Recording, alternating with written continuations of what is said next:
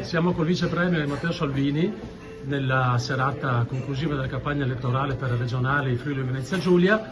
A lui chiediamo come ha trovato questa regione, qual è il suo messaggio. L'ho trovata straordinaria grazie ai cittadini, soprattutto alle comunità, alle imprese, e non vedo l'ora che arrivi domenica e lunedì perché il Friuli Venezia Giulia esiste e dimostrerà che esiste, alla faccia dei grandi media nazionali, televisioni, le radio e giornali che non ne hanno parlato per settimane. Io ringrazio invece i siti, le radio e le tv locali che amano questa terra, la conoscono e l'hanno portata a essere un'eccellenza. Sono orgoglioso di quello che Massimiliano Federica, uomo Lega, ha fatto in questi 5 anni con la sua squadra, e ho girato in lungo e in largo da ministro perché ci sono problemi di infrastrutture, dal nodo di Udine agli investimenti sui porti di Trieste e Monfalcone. Nel Pordenonese io sono andato nel capoluogo a visitare un intervento che stiamo finanziando con il Ministero per recuperare una fabbrica dismessa che diventerà scuola, e quindi è una terra straordinaria, terra oltretutto di autonomia, e quindi per un leghista, per un autonomista venire in Friuli è sempre un'emozione.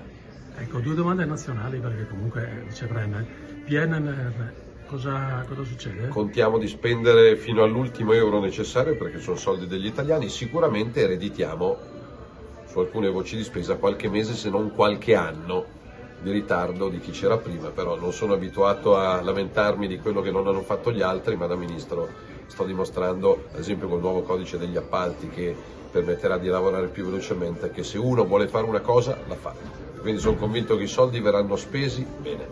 Altra domanda di un argomento che le sta particolarmente a cuore, profughi.